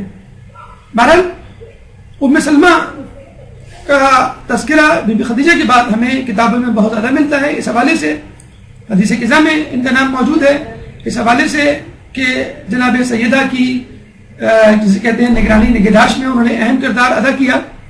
اور اس کے علاوہ امام حسین علیہ السلام کی حدیث کے حوالے سے جس میں کربلا کی شہادت کا تذکرہ موجود ہے امام حسین کی، کہ رسول اللہ خواب میں آئے اور یہ کہا کہ میں نے ابھی حسین کو کربلا میں شہید ہوتے ہوئے دیکھا ہے، اور ان کی داڑھی جو ہے وہ خاک آلود تھی.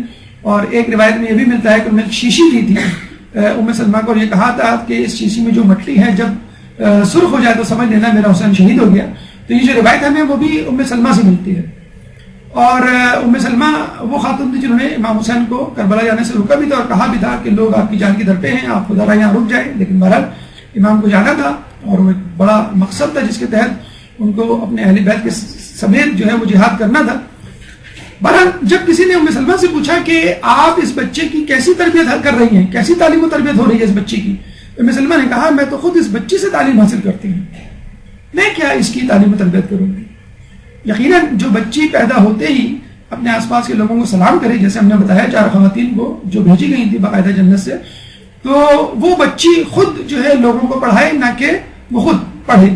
اور ہمارا معصوم یعنی ہمارے ائمہ اور ہمارے معصوم کسی سے پڑھے بھی نہیں ہوتے، بلکہ لوگ جو ہے ان سے تعلیم حاصل کرتے ہیں. بہرحال 5 سال کی عمر میں جو جسے کہتے ہیں کھیلنے کی عمر ہوتی ہے، بہت کم سن ہوتی ہے، اور لڑکی ہونے کے ناطے خصوصی طور پہ جناب سید نے جس طرح بے باکی سے اور نڈر ہو کے زمانے کے حادثات اور حوادث کا مقابلہ کیا، واقعی قابل تعریف ہے.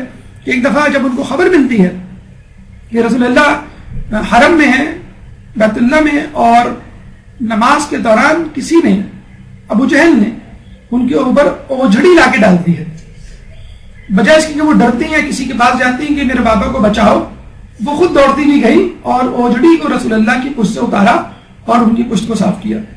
دشمنوں کی نارغے میں رسول اللہ اس وقت کہ جب ان کے ساتھ کوئی نہیں ہوا کرتا تھا، تو ایک بچی کا فقط 5 سال کی رسول اللہ کو اس تکلیف سے بچانا واقعی ایک بہادری کا کارنامہ ہے جو خال خال ہمیں تاریخ میں نظر آتا ہے. رسول اللہ خود جناب سیدہ سے بہت محبت کیا کرتے تھے، اور رسول اللہ کی عادت تھی کہ جانے سے پہلے ہمیشہ سب سے آخر میں بی بی سیدہ سے ملاقات کرتے، اور آنے کے بعد سب سے پہلے بی بی سیدہ سے ملا کرتے تھے، اور سونے سے پہلے ہمیشہ بی بی سیدہ کو پیار کر کے سوتے تھے. یہاں یہ بات ہمیں ذہن میں رکھنی چاہیے تعلیم و تربیت کے حوالے سے. والدین اس بات کو نوٹ کر لیں کہ جب بھی سفر پہ جائیں، سفر پہ جانے کا مطلب ہے جب بھی آپ آفس جائیں، جب بھی آپ کسی کام سے باہر نکلیں تو اپنے بچوں کو پیار کر کے نکلیں.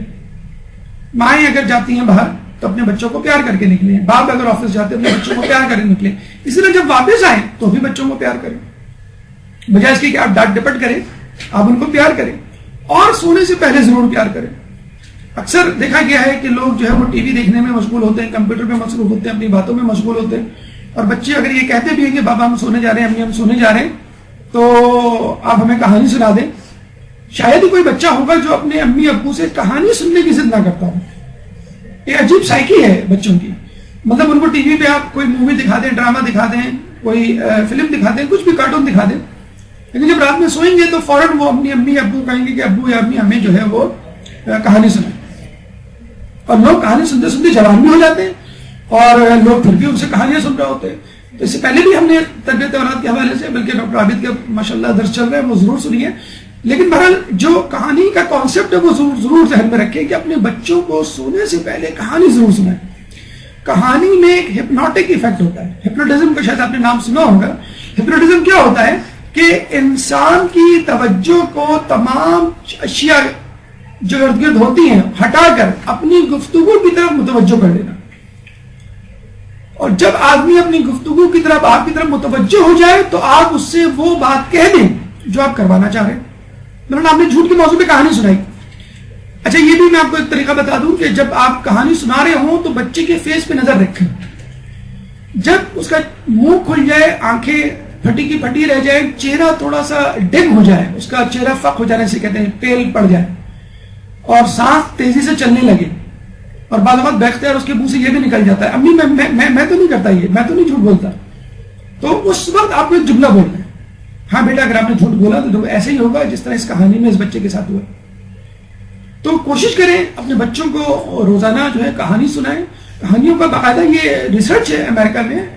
ڈاکٹر ایرکسن غالباً ان کا نام تھا، سائیکیٹرسٹ تھے، اور وہ کہا کرتے ہیں کہ ایسٹرن کنٹریز میں لوگ اپنی کہانیوں سے اپنے بچوں کو ہپنوٹائز کرتے ہیں اور پھر ان کو برین واش کرتے ہیں اور ان کو وہ باتیں بتلاتے ہیں جو کہ ان کی ویلیوز سے میچ کرتی ہیں.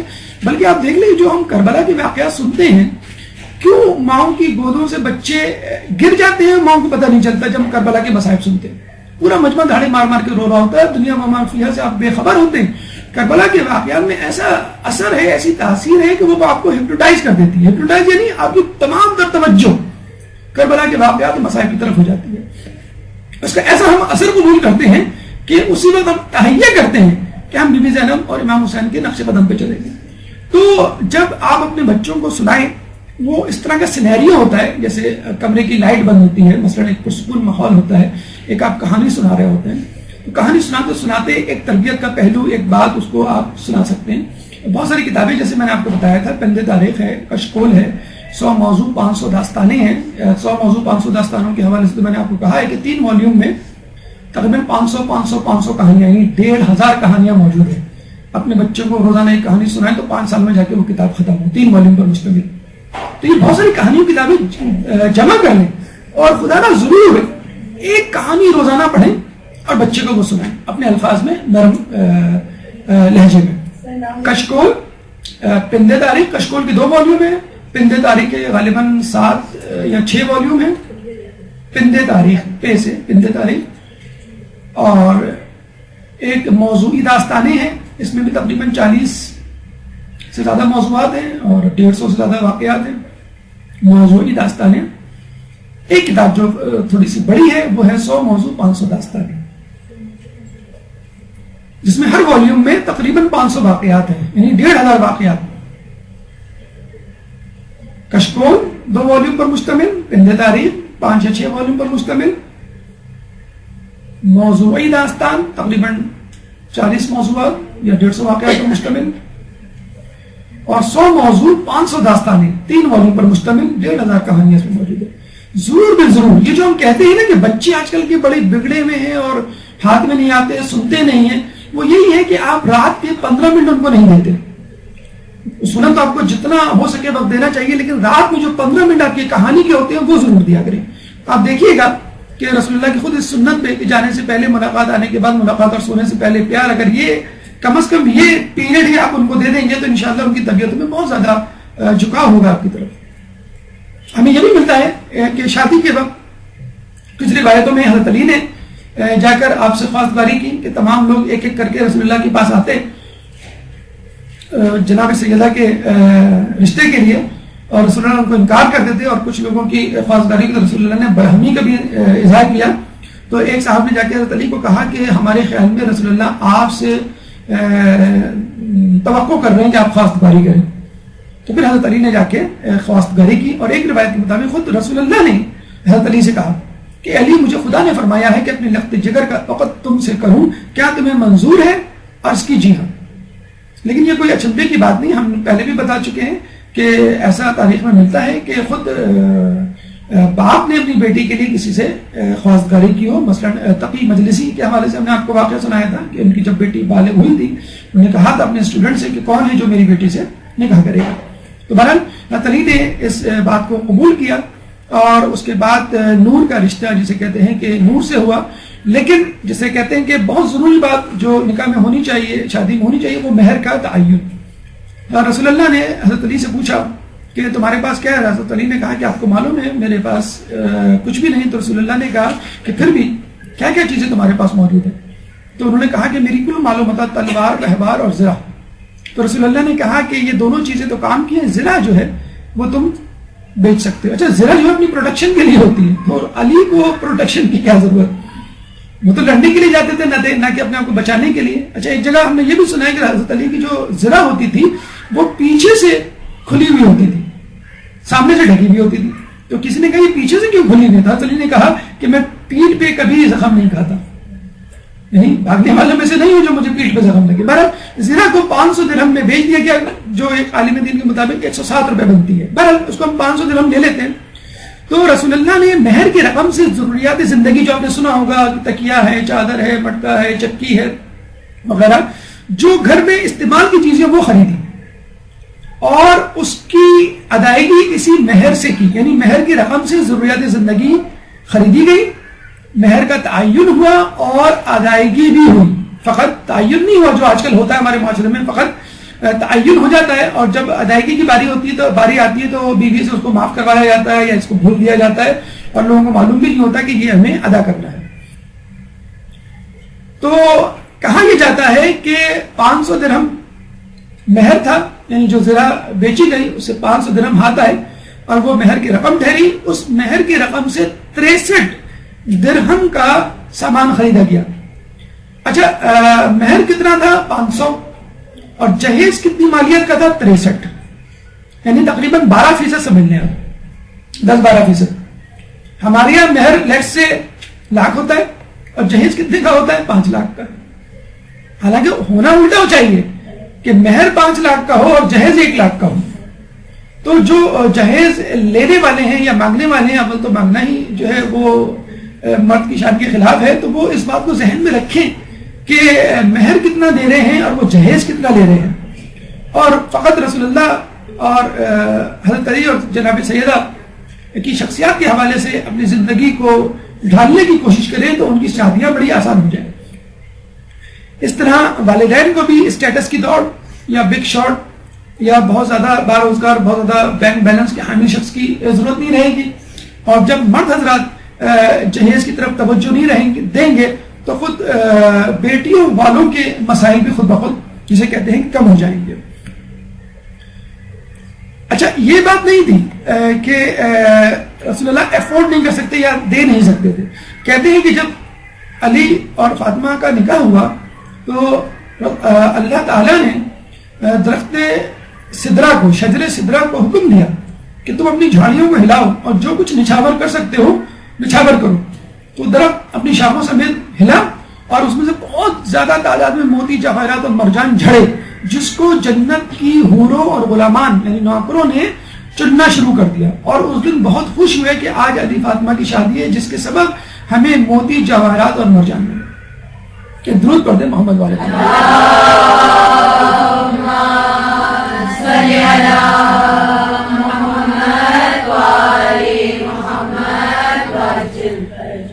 دیکھیے آج کل کی دنیا میں اور رسول اللہ کی سنت میں زندگی میں کیا کنٹراسٹ ہے. ابھی ہم خبر پڑھ رہے تھے BBC پہ چند دن پہلے فقط کہ ایک دلہن نے، لڑکی نے لڑکے کے گھر کے سامنے دھرنا دیا ہوا ہے. یعنی بارات آگے بیٹھی ہوئی ہے دھرنے کی شکل میں. ہمارے یہاں دھرنا کسی اور بھی ہوتا ہے، وہاں دھرنا کسی اور شکل میں. تو لوگوں نے کہا بھائی کیوں دھرنا دیا ہوا؟ کہنے لگے وہ چاہ رہی ہے کہ لڑکا جلد از جلد شادی کرے اور رخصتی کرے اور اس کو لے کے جائے. لوگوں نے کہا یہ تو بڑی بےہودگی کی بات ہے، عجیب سی بات ہے، یہ لڑکی جو ہے اپنے گھر والوں سمیت دھرنا دیا. تو لوگوں نے کہا کہ تمام معاملات طے ہو گئے تھے، نکاح ہونے ہی والا تھا. وہ ہار پہنانے والی تھی، ہندوؤں کی رسموں میں جو ہوتا ہے ہار پہناتے ہیں ایک دوسرے کو. تو پتہ چلا کہ جہیز کم ہے، جتنا کہا گیا تھا یعنی جتنی ڈیمانڈ کی گئی تھی اتنا نہیں ہے. تو لڑکے والوں نے عین اسی وقت انکار کر دیا اور کافی عرصہ گزر گیا اور لڑکے نے جو ہے وہ اس کو گھر لانے سے انکار کر دیا. تو لڑکی اپنے گھر والوں سمیت دھرنا دے کے، ابھی پتہ نہیں ابھی تک دھرنا چل رہا ہے کہ نہیں چل رہا ہے، معلوم کر لیے گا ویب سائٹ پہ لاگ آن ہو کے کہ دھرنا کامیاب ہوا کہ نہیں یا مذاکرات ہوئے کہ نہیں. لیکن وہ لڑکی والوں نے دھرنا دے دیا، باقاعدہ پولیس وغیرہ بھی آئی اور لڑکے کو باقاعدہ جو ہے وہ پکڑنے کی کوشش کی جا رہی تاکہ اس کا نکاح ہو. اچھا، انڈیا میں اس شادی کو کہتے ہیں پکڑوے کی شادی. اگر آپ جائیں انڈیا کے لوگوں سے پوچھیں یا ویسے ہی معلومات لیں تو کہتے ہیں پکڑوا شادی. پکڑوا شادی یہ ہوتی ہے کہ مرد حامی بھر لیتا ہے، عین موقع پر غچہ دے جاتا ہے، بھاگ جاتا ہے کسی بھی وجہ سے، اور اہم ترین وجہ اس میں جہیز ہوتی ہے. تو بڑا اچھا جملہ کسی نے لکھا ہے کہ جو جہیز کے خواہش مند ہیں ان کے لیے تحفہ ہے کہ ان کو جہیز میں کشکول ضرور دیا جائے. دیکھیں جہیز لینا ایک الگ بات ہے اور جہیز مانگنا ایک الگ بات ہے. اگر لڑکی والے خود اپنی خوشی سے دے دیتے ہیں، چاہے وہ محل دیتے ہیں چاہے وہ گھر دے دیں، کوئی مذائقہ نہیں ہے.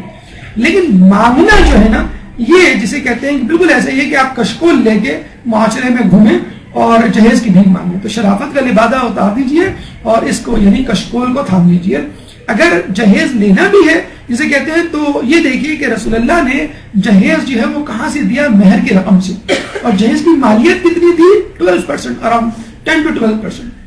تو کم از کم لڑکے کم از کم یہ کر سکتے ہیں کہ جہیز کی ڈیمانڈ نہ کریں. کم از کم یہ کہہ سکتے ہیں کہ ہمیں کچھ نہیں چاہیے، آپ کی مرضی ہے. کچھ لوگ کہتے ہیں کہ ہمیں کچھ نہیں چاہیے، نہ ٹی وی نہ فریج، بس کیش دے دیے گا. تو یہ بھی ایک انداز ہوتا ہے لڑکی والوں سے لینے کا. اور کہتے بھی ہیں کچھ جذبات میں آ کے، اور جب واقعی لڑکی کچھ نہیں لاتی، آپ نے تو کہا تھا کچھ نہیں لانا، تو کہہ لیں کہ آپ تو سیریس ہو گئی. اور پتہ چلا کہ پھر جو ہے اس کو آخر وقت تک بھگتنا پڑتا ہے. یہ تانے دینا بھی غلط ہے. یہ لڑکے کی ذمہ داری ہے کہ لڑکی کے لیے تمام جو ہے وہ ضروریات فراہم کرے. اگر لڑکی والے دے دیتے تو وہ ایک الگ بات ہے، لیکن مانگنا جو ہے وہ کسی طرح بھی شریعت کے مطابق نہیں ہے. اچھا، ایک بات اور ذہن میں رکھیے، بی بی سیدہ کا پہلے نکاح ہوا اور پھر چند مہینے بعد شادی ہوئی یعنی رخصتی ہوئی.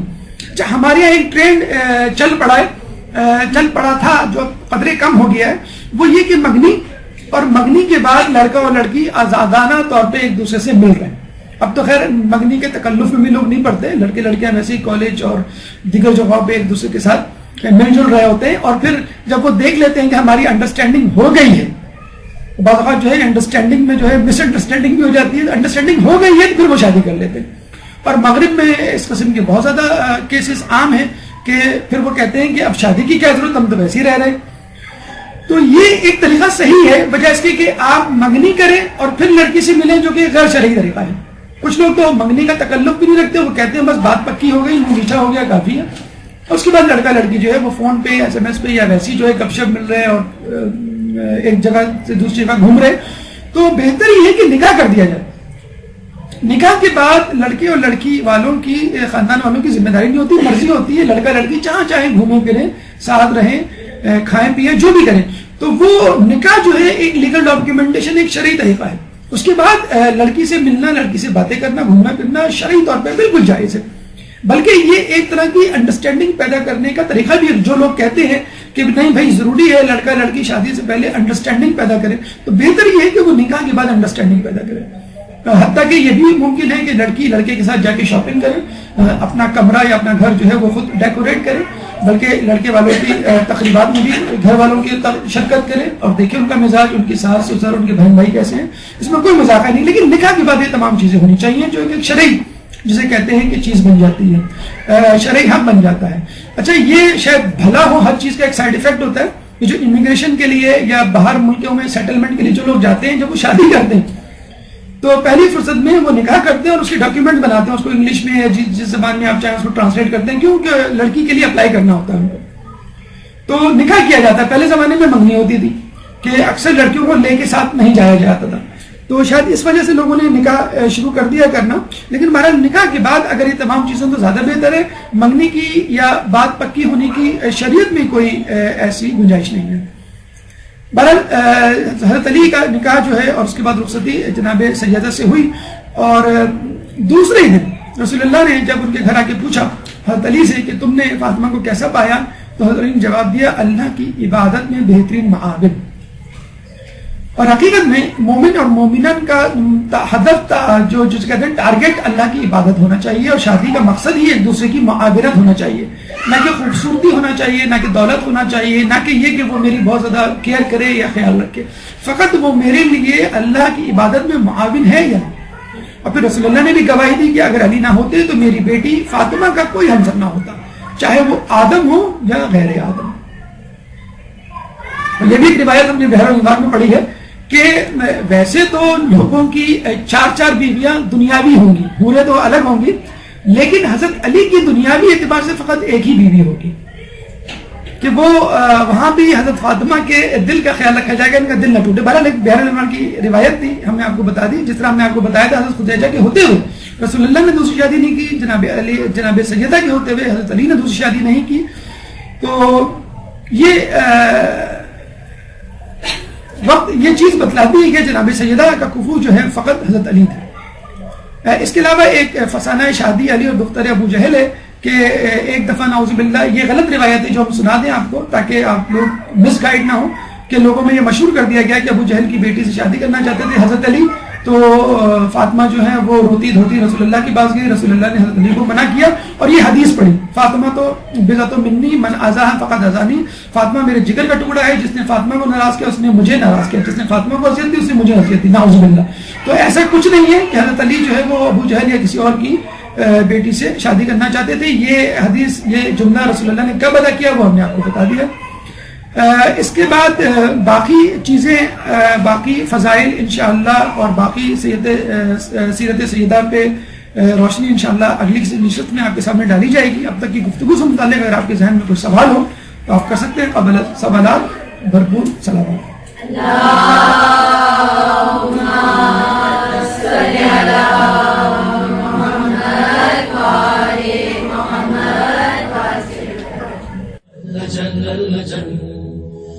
جل اللجن يا مولا اللجن اللجن اللجن اللجن اللجن اللجن اللجن يا صاحب السماء